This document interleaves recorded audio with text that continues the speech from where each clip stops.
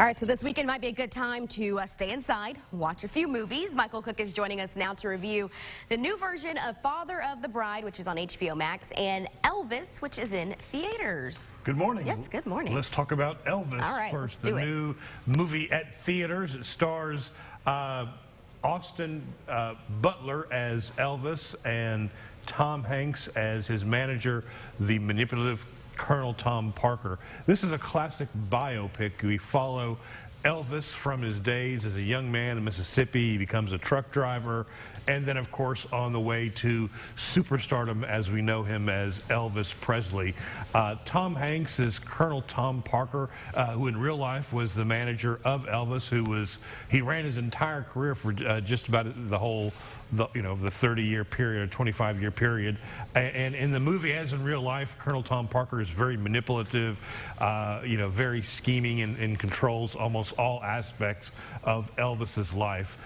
Austin Butler in this movie is absolutely fantastic. You really believe it is Elvis Presley, whether you know a lot about Elvis or not. You just sort of feel the charisma of this actor, because it really comes through. And I believe he sings just about all of these songs. This is directed by Baz Luhrmann, and he has a very distinctive style that can be very overstuffed at times and very over the top.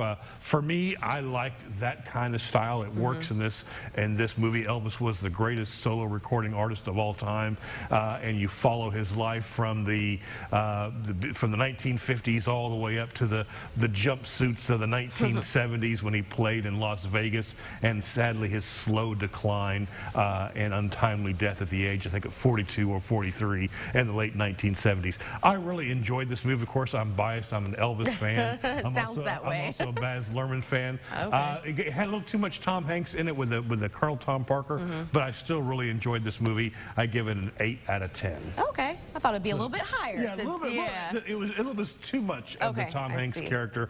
You wanted more Elvis because it's named Elvis. Yeah, exactly. Makes sense. Exactly. All right, next up, Father of the Bride. Father of the Bride, as you mentioned, it's on HBO Max. This is a retelling, reboot, however you want to call it, of the classic story. Here, Andy Garcia is the father, of course. He has 2 young daughters.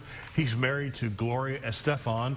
At the very beginning of the movie, it's not a spoiler because we find out at the beginning, they're getting a divorce, and they had planned to tell their family when their daughter came home from New York, where she's an attorney, but she springs the news that she's getting married to somebody they've never met before. And not only is she getting married, but she's moving to Mexico in 2 months, so they need to get married in 1 month. So they have to put together the whole wedding and with the bridesmaids and all the that's putting doing it in 1 month. Yep. So just a lot. All the craziness that it entails. All the while, Andy Garcia and Gloria Estefan have the secret that their marriage seems to be over, but yet they're not telling the family. I loved the first 2 movies that, of course, starred Steve Martin and Diane Keaton back in the 1990s. And while I enjoyed Andy Garcia in this movie, I just feel like this one just didn't have a lot of heart. I knew it was coming. It was just sort of, I mean,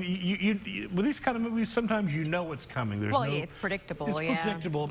And sometimes you're fine with that if you enjoy the ride, but I didn't particularly enjoy the ride. I wanted more between Andy Garcia and Gloria Estefan to know more about their relationship and why it was falling apart, and it just wasn't particularly funny. I enjoyed the diversity of it and the retelling of the story, but this one sadly just didn't work for me. I give it a 6.5 out of 10. Okay. So it's okay, If you got to, it's on HBO Max, so if you need to stay inside, stay inside, sit on the couch. It won't hurt you. Exactly. All right. Thanks so much for joining us. All right.